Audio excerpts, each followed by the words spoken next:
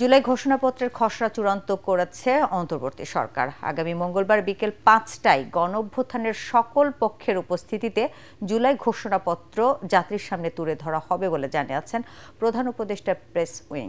এদিকে তথ্য উপদেষ্টা মাহফুজ আলম জানান, ঐক্যমত্য কমিশনের যেসব বিষয়ে রাজনৈতিক দলগুলোর ঐক্যমত্য হয়েছে সেগুলো নিয়েই জুলাই সনদ হবে।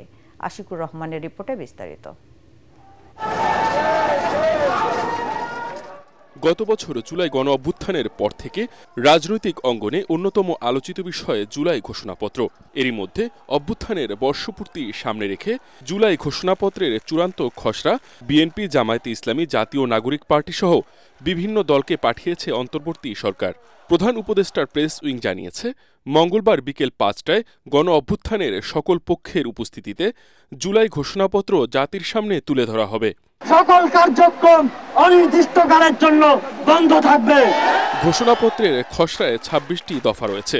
প্রথম ২১ দফায় মহান মুক্তিযুদ্ধ সহ বাংলাদেশের মানুষের অতীতের বিভিন্ন ঐতিহাসিক ও গণতান্ত্রিক সংগ্রাম থেকে শুরু করে জুলাই অভ্যুত্থানের পটভূমি বর্ণনা করা হয়েছে। পরের ৫টি দফায় রাষ্ট্রের গণতান্ত্রিক সংস্কারের আকাঙ্ক্ষা, আওয়ামী লীগ শাসনামলে গুম, খুন, গণহত্যা, মানবতা বিরোধী অপরাধ ও সব ধরনের নির্যাতন, নিপীড়ন ও রাষ্ট্রীয় সম্পত্তি লুণ্ঠনের অপরাধের বিচার, আইনের শাসন ও মানবাধিকার, দুর্নীতি, শোষণমুক্ত বৈষম্যহীন সমাজ ও গণতান্ত্রিক রাষ্ট্র ব্যবস্থা প্রতিষ্ঠার কথা বলা হয়েছে।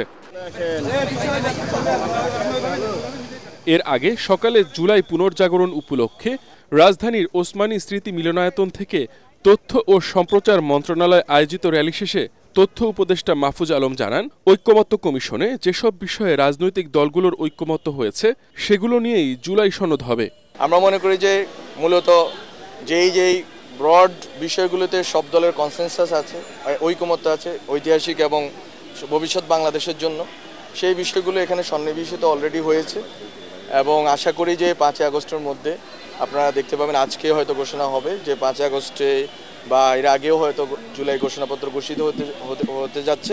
তবে জুলাই ঘোষণাপত্রে সব রাজনৈতিক দলের একমত হওয়া জরুরি কিনা এমন তথ্য নিশ্চিত করেননি তিনি। কিভাবে আমরা আমাদের শহীদদেরকে স্মরণ রাখতে পারি।